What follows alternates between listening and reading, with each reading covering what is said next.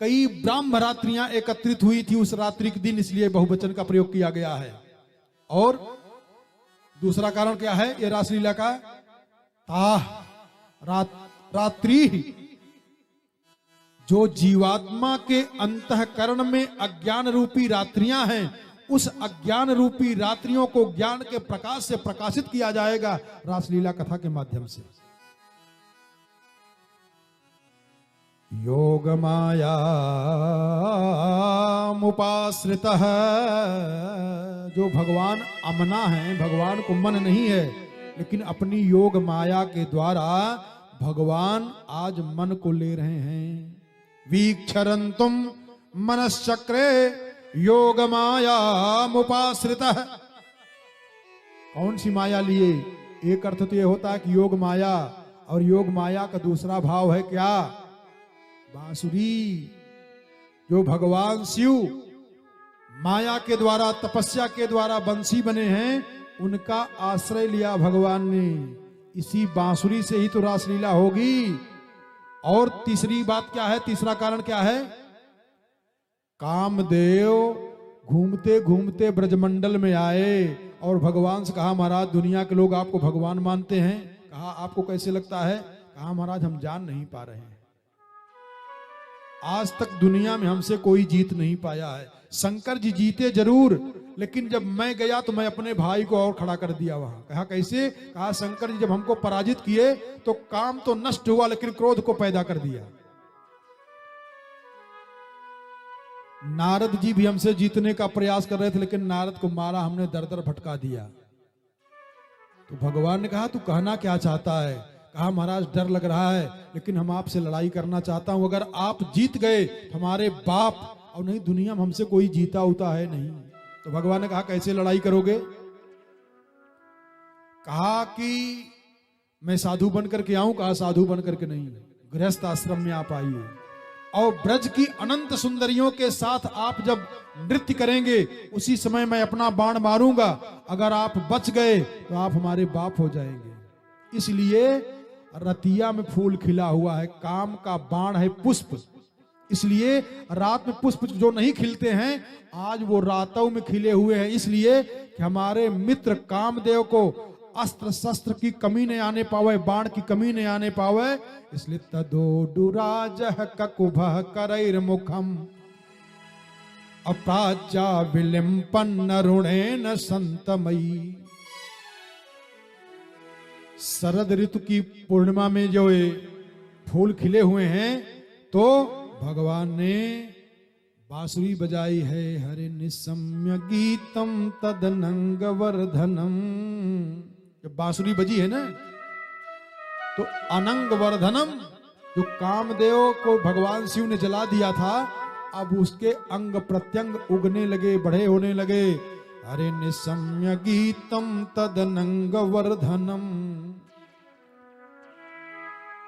समय तो कम है, लेकिन एक लाइन सुना दो। ऐसे कलाकार आय हाय बांसुरी बजाए हैं।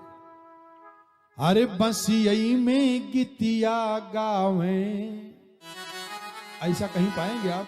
अपनी बात बांसुरी से कह दिया करते थे। अरे बंसियई में गीतिया गावे, ऐसा कोई कलाकार आपने देखा?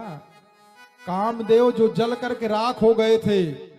अरे निसम्य गीतम तदनंग वर्धनम, वो अनंग जो थे कामदेव, जिनको भगवान शंकर जी ने अपने तीसरे नेत्र से जला दिया था, अब जब बांसुरी से गीत गाई जा रही है तो उनके अंग प्रत्यंग उगने लगे, बड़े होने लगे, ठीक होने लगे। शिव की उपासना किए मनोकामना कैसे पूर्ण हो जाएगी? नयावत उमानाथ पादार विंदम भजंती हलोके परेवा नराणाम न तावत सुखम शांति संतापनाशम प्रसीद प्रभो सर्वभूताधिवासम। इसलिए इस बात को सत्य करते हुए भी हरे बंसियई में गीतिया गावे, बनवा में नंद किशोर हो, बंसी बजवैया कन्हैया माखन चोर हो। भगवान ने धीरे से कहा बाबा से कि बाबा हमने मैया से कहा था कि वृषभान की लाडली रास रासेश्वरी से हमारा विवाह करा दी। मैया बड़ी डांट रही थी। शंकर जी स्वरूप जो बंसी बने हुए हैं, वेणु बने हुए हैं, कहा लाला चाहते हो? कहा हाँ महाराज बहुत चाहता हूं। कहा बजा एक बार, अब बजा, अब तुझको राधा के पास जाना नहीं पड़ेगा, मार फूक हमारे अंदर और अब राधा दौड़ के आएंगी। तो बंसियई में गीतिया गावे, अरे बनवा में नंद किशोर हो, ए बंसी बजवैया कन्हैया माखन चोर हो। अरे बजाया है ना। इति वेणुरवम राजन सर्वभूत मनोहरम। अब दशा क्या हुई जानते हो? लिम्पन्त्यः प्रम्निजन्त्योन्या अंजन्त्यः काश्चलोचने। जिन जिन गोपियों का वस्त्र हरण किए थे, जय हो वाह, जिन जिन गोपियों के वस्त्र को हरण किया था और उनकी वासना रूपी वस्त्र का परिमार्जन करके परमात्मा ने उपासना बना करके दिया था गोपियों को, उन गोपियों की दशा क्या हुई जानते हो? सुखदेव बाबा कहते परीक्षित लिम्पन्त्यः प्रम्निजन्त्योन्या अंजन्त्यः काश्चलोचने।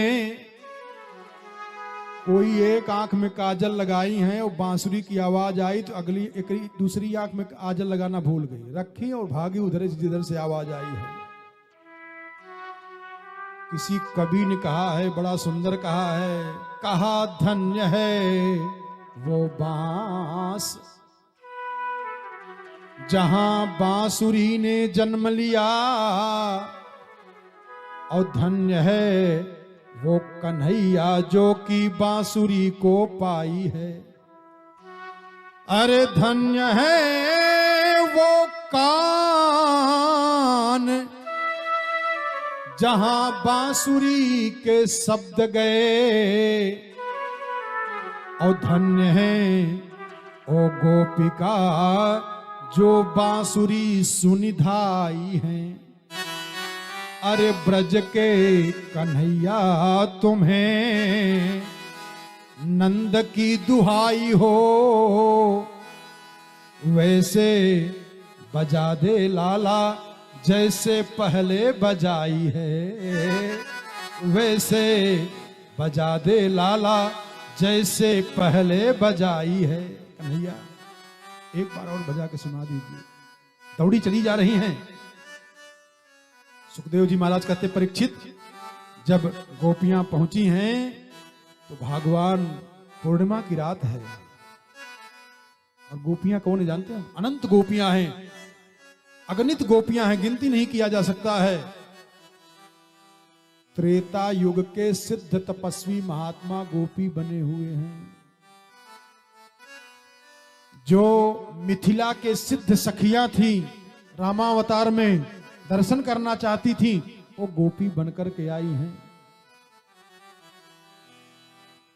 बड़े बड़े रहस्य इसमें। तो भगवान उठ करके खड़े हो गए। स्वागतम वो महाभागा। सीख लो सीख लो। हम तो दावा से कहते हैं, किसी का भाग्य खराब हो गया हो, कोई ज्योतिषी बता दिया हो, कोई हस्तरेखा का जानकार बता दिया हो भाग्य खराब है, भगवान की कथा से प्रेम कर लो, भाग्य ठीक हो जाए, अपने आप ठीक हो जाए। देखो जरा, ये गोपियां जब आई हैं तो भगवान त्रिलोकी नाथ कर रहे हैं। स्वागतम वो महाभागा, सुस्वागतम देवियों, हे महाभाग्यवतियों, आपका स्वागत है। सुस्वागतम, अपने आप ही कहे महाभाग्यवान हो। भगवान के पास आई है, महाभाग्य अपने आप बन गया। और इसी बात को तो रामचरितमानस में गोस्वामी जी ने भगवान शिव के द्वारा बड़ा सुंदर उपदेश करा दिया। क्या? हा हा हा हा हा हा।